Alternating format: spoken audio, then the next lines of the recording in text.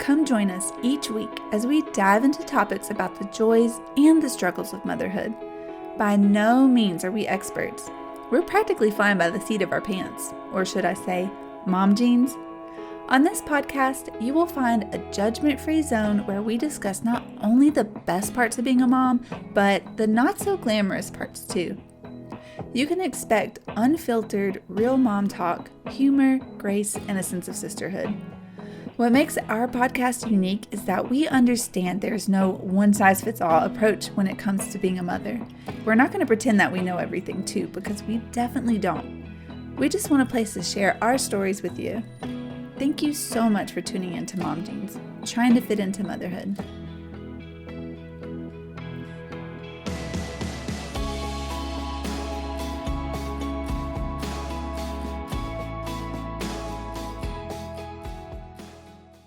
Lisa, are you okay?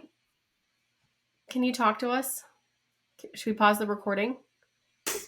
Sorry. I don't get emotional about other people's stories, but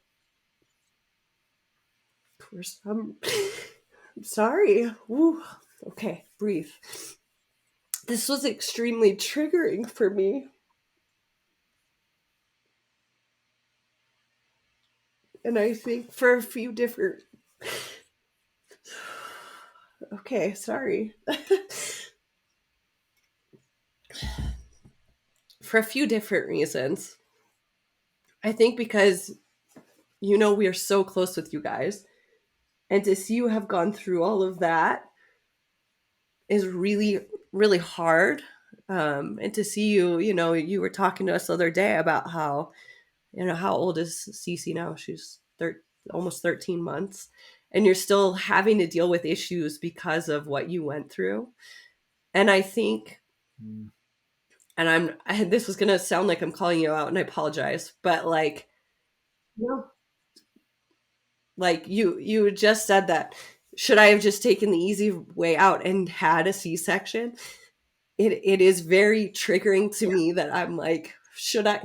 No. And I'm just trying to say, like I have a lot of times where I'm like, maybe if I just had a doula, I could have had a vaginal birth, And like, did I take the easy way out? Like, did I not try hard enough to do this? And like, you're such a strong person for going through what you've gone through. And I think sometimes it's really hard to like watch your friends go through that because they were so adamant on having a vaginal birth. You know what I mean? And like, I don't know why it's triggering me so badly. And I apologize. I like had to keep stepping out because I just wanted to cry because it's really hard. And, you'll hear my story next week, and it's, nothing compared to what you went through, what Danielle went through, like Leah, you guys were all in labor for so long and so different than my story, but this is really triggering for me to watch how people are so adamant on not having C-sections. I'm not saying you specifically. I'm just saying, like, I've talked to many people who have had kids after me, and they're like, I will have a vaginal birth. I will have a vaginal birth. And when they say that, it makes me feel like I didn't try hard enough. I didn't do what all these women did all these years, I don't know. I'm sorry. I'm really sorry. I don't think you should apologize. Everybody's story is different. Everybody's story is hard. When we talk about it next time, Lisa, you're going to share aspects of your story that nobody else here went through. And everybody's anatomy is different. Everybody's kids are different. Everybody's situation is different. Well, and the last thing, Michelle, I want you to think is that I don't want you to feel bad. I just want you to know, like, I know we didn't get like a ton of updates throughout, but like it was scary being like, is she okay? Like, is she okay? I'm worried about you as my friend. Like, you guys became our fast friends. And I'm like, is she pushing too hard to have? And to be honest with you, like, again, this is my lack of knowledge in doulas. Are the doulas pushing her to have this baby vaginally? Is that what doulas are there for? Like, I didn't understand, right? I didn't understand what that was. And if it was like, that was what was, I was genuinely concerned about you. Yeah. And then all the stuff you went through afterwards really, really was like, was it worth it? Was it worth it? You know, and like, it's more of like, and like I say in this podcast many times, when you guys say something, like I look internally and I'm like, oh, well, I'm not doing it right. I'm not doing it right. You know, it's like a judgmental thing. Right. And so I'm sorry. I don't know why that triggered me so badly. No, I don't know. no. Yeah. Well, first of all, don't apologize, like by any means. Like, thank you so much for speaking up. Like, you know, I did not mean to say the easy way, right? Like, that was absolutely the wrong word to say. No. And you know, it's one of those things where it's like, I was completely okay if we went to C-section from the beginning. That was my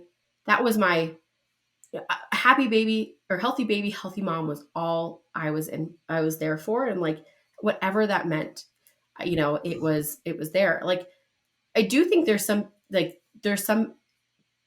I do think there was some element of like, the room took my like vaginal preference a little bit more literally than I did in some capacity. But I also like, I was very hyped up by it, right? Like, that energy was really motivating, and to have the team that was really, you know, pushing for it. And so, yeah, to your question, I mean, to get really blunt, like, I've had this bad cough. I literally had to buy like as big of pads as I could find, short of Depends diapers, because every time I cough, I'm peeing myself. And it is just, it's something that, and I've done so much pelvic floor workout and therapy against it. You know, this time, like, you know, Michaela, we were playing volleyball, and at least I was feeling strong enough then. But like, at one point I had to like ask every woman in the gym for a tampon to like help support the pelvic floor, because I was peeing every time I jumped. And so I too am still questioning if it was all worth it. And you know, it's those things that like, it's just one of those things that's just, it's just such a wild process for everybody in their own bodies. And I just appreciate you speaking up. And I don't want nothing. I just hope nothing I say is directed at you by any means. No. And I'm like, I was like, all right, do I say something? And I don't want to take away from your story by being like, oh, pay attention to me. It's just like, I don't, you know, it's such a stigma we have on vaginal births make you strong. No drugs makes you strong. If you don't breastfeed, you're a terrible person. And, you know, like, we have so many stigmas that just aren't fair, that I should be here applauding what you went through, because honestly, Michelle, it's incredible. Like, the fact that you were passing out and you're like, wait, let me wake up. I got to do that. I'm going to push. You're incredible. You're an incredible person. And you know that without having a baby, but it's incredible to see what we can do and put our bodies through. And, you know, I've been having pregnancy envy of yours too, where I'm like, you know, maybe if I had another kid, would I try and VBAC? You know, like, there's so many different things of like, why do we do that? Why did you have an amazing baby girl? She got here healthy, and you're going to have an amazing baby boy. And I do truly believe that he's going to come early, and he's going to like, you're going to be on your way to the hospital, and he's going to fall out. You're probably not going to have to do a lot of this. And I'm so excited for you guys. And I'm so sorry.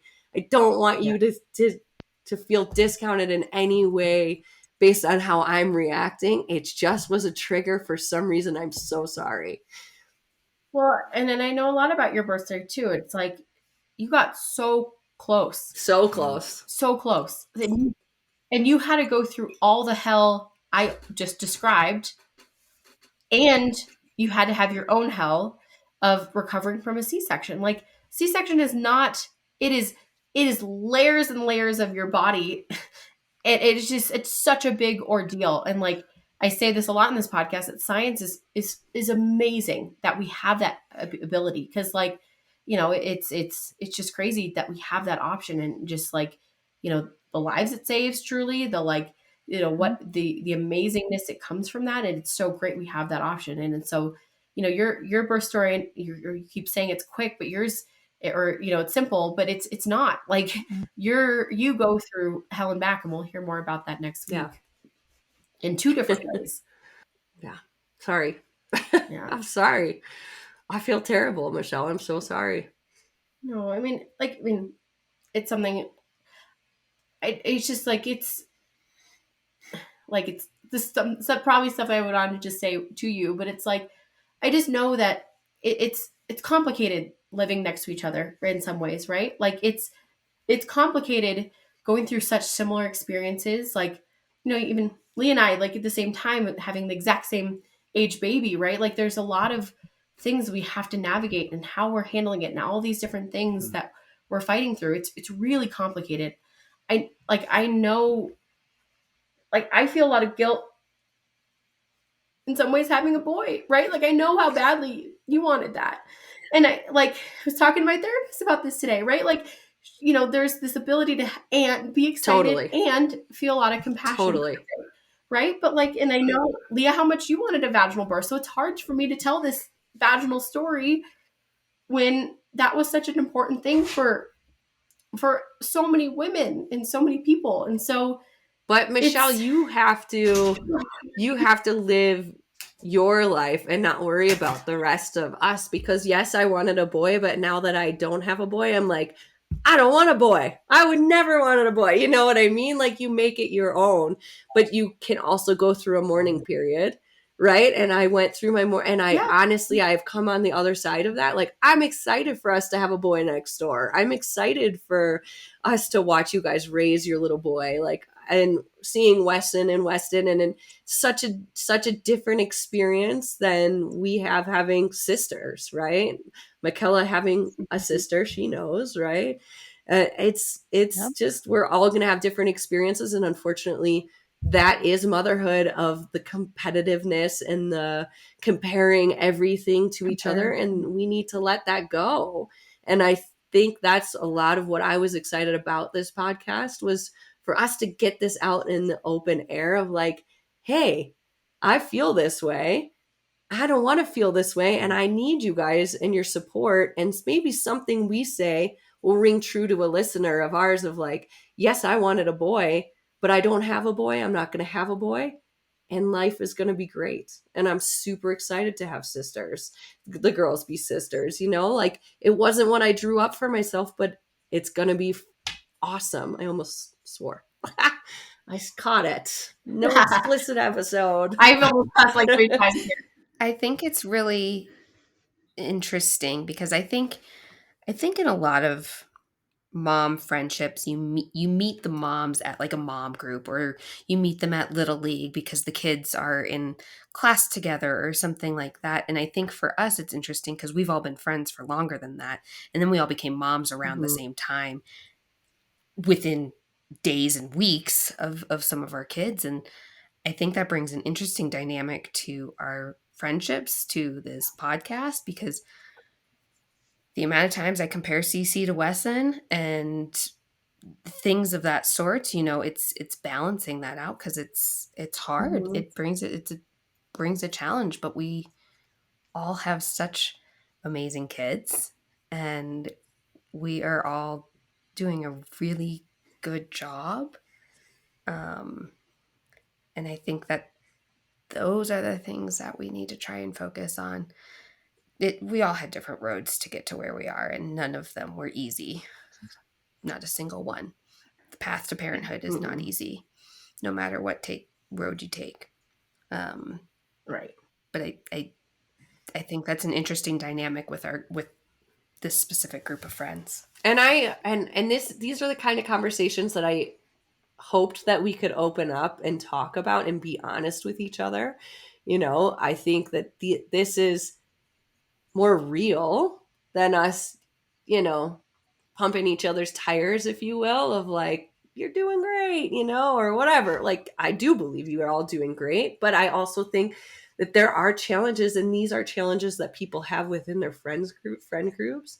These are challenges that people have with their in-laws having kids in similar ages. Like, I don't have that, right? Well, I do have that, but they're far away, and it's a very separate lifestyle. But it's like, even my in-laws compare Hannah to their other granddaughter who's in similar age groups, and it's like, that's really sad that we do that, right? That was a conversation I had with my therapist today about comparing my two girls to each other. Like, I don't want to do that to them.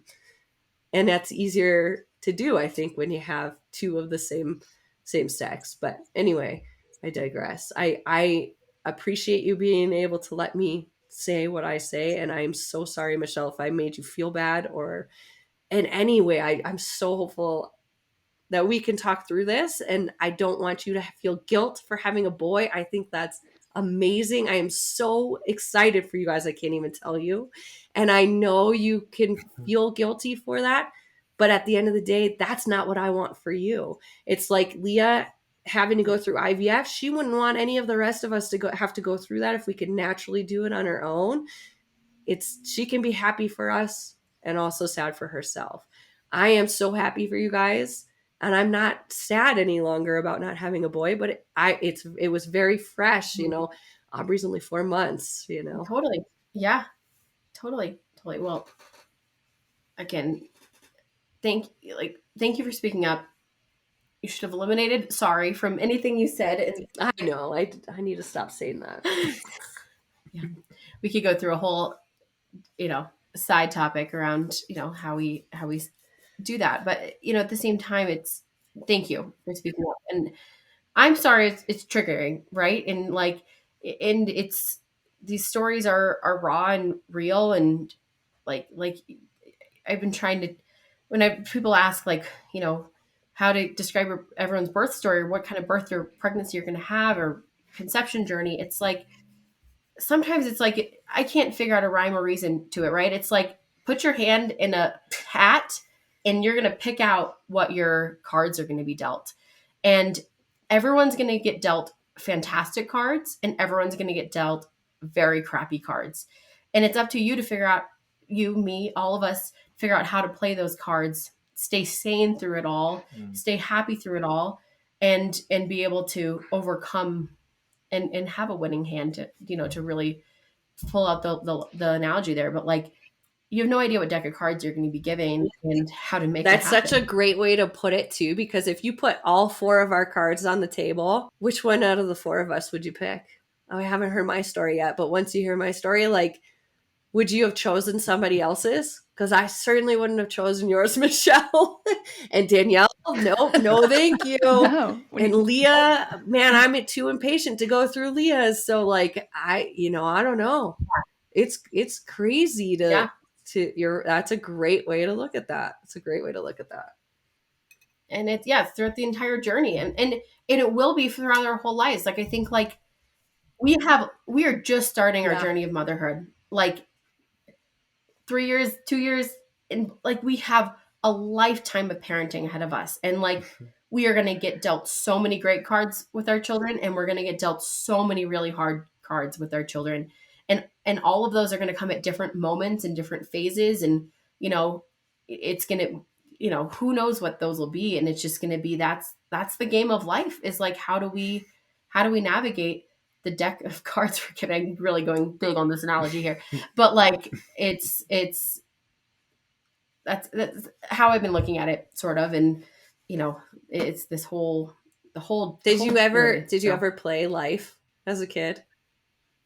Oh my gosh. Course, you would get the kid broke their arm, have to pay $800 for their cast, and hospital. I'm what?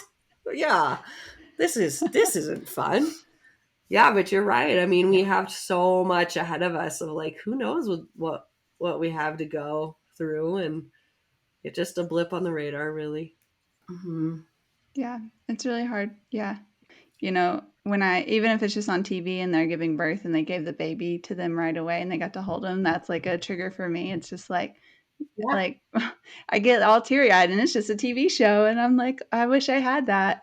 And so it's tough. Like, you wish things could be different, but at the end of the day, I'm just happy that our babies are happy and healthy and all the Absolutely. things. So I have yet Yeah. to meet somebody that can say, I have the perfect birthing story, because I don't think it exists. If they're And out there, come on all the we can do, podcast. We want to hear about it. all we can do is support each other Yeah. and support each other in the struggles that every single person is feeling, whether it seems justified or valid or not. That doesn't matter. If somebody's feeling a feeling, let's talk about it. And at the end of the day, we can't fix it, but if just bringing it to the surface and making it real is enough to help somebody work through it, then that is the whole point of doing this. And other women that are listening to this podcast might not have a group like this to talk through those hard things through.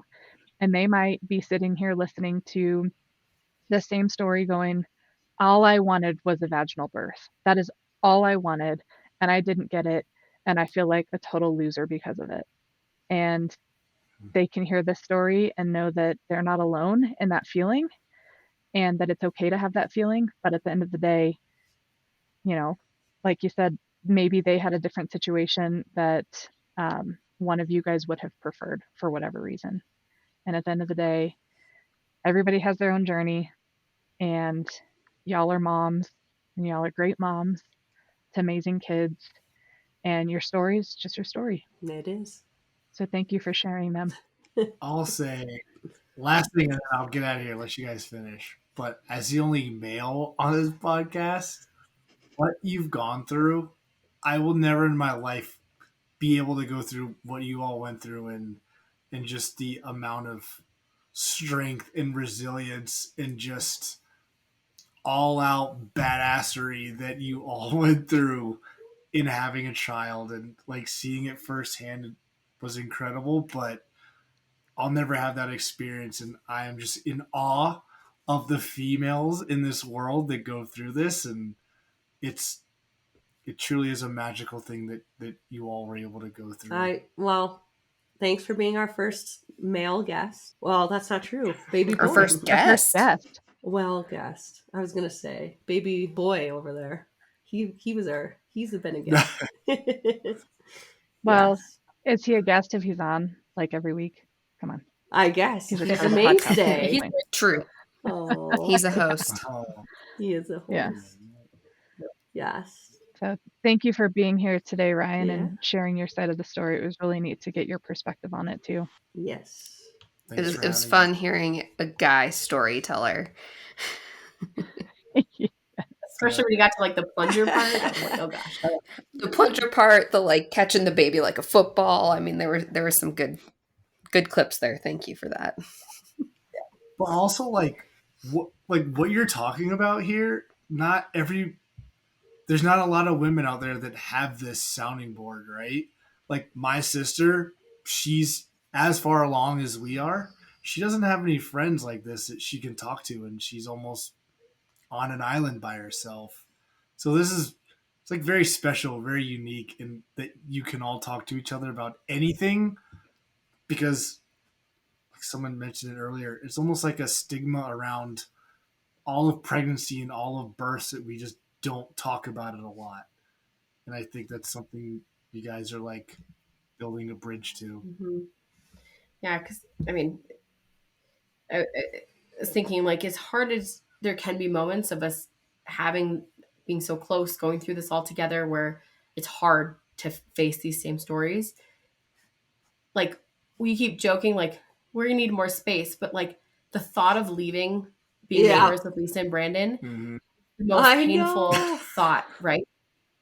And I wouldn't trade, Leah having gone through the last, almost 13 months together of having a baby at the exact same age and having that support system, and like those early days of us just like staring at each other when we were just hanging out because we couldn't talk. We were so tired. And then like Lisa, you've been like the first person to know that you're pregnant both times, right? Like, it's like, yes, there's going to be hard, raw moments of like, or just natural comparisons, because that's humans and all these different questions about ourselves and each other. But like, I take the upside that we get from this friendship.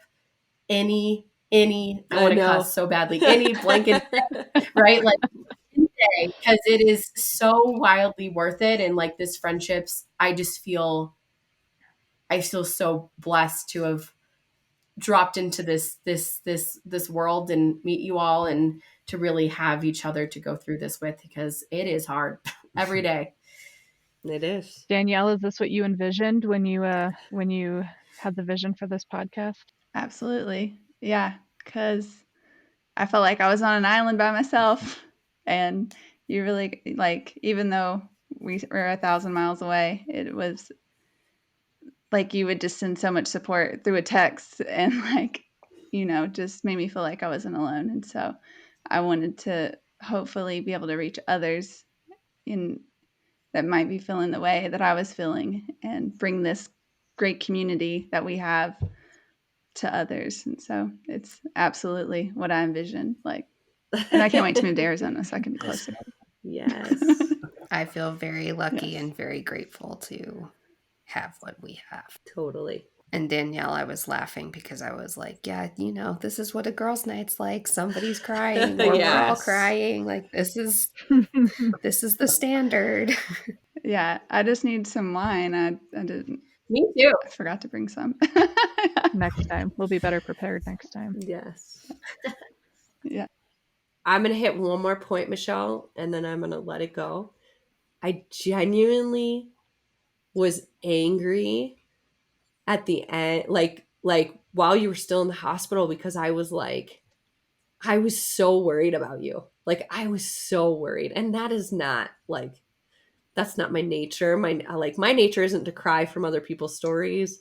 My nature isn't to get upset, but I genuinely was like, is this our OBs messing it all up again? Like, is this, and this doesn't have to be included. I'm just trying to like reach out to you and say, like, I genuinely was like worried about you, worried about everything you went through. Yeah. So anyway, done. I'm done. No more talking. How long did it take your stitches to heal? That was my only follow-up question. My stitches were the least of my worries.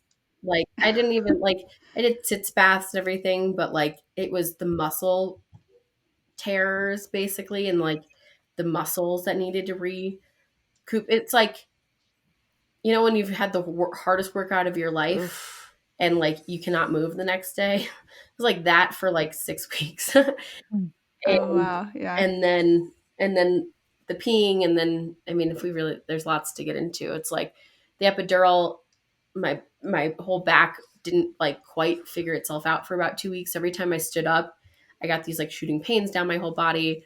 Was thinking I was gonna be paralyzed. It was all these things. I actually I'd love to bring in a pelvic floor specialist on one of our episodes to talk with her about like what I went through, my recovery, and then like what I'm going through right now, how to prep for the next birth, and then how to do recovery on the other side too, because I have lots of questions on what that looks like. Well, thanks for listening. It's been another great episode of Mom Jeans. Please follow us and rate us if you can on anywhere you listen to podcasts, and follow us on social media. So at Mom Jeans the podcast on Instagram, and on TikTok, and on X, and also on YouTube. And then if you have any questions, if you would like to be on the show, if you have any concerns, comments, questions, please email us. We're ready to respond to emails and feature that as part of the show. So our email is hello@momjeansthepodcast.com. And you can also check out our website to submit there. Perfect. That was awesome. Oh, I'm not going to sleep tonight. And that wraps up this week's episode of Mom Jeans, trying to fit into motherhood. We hope that you enjoyed this episode. Thank you so much for listening.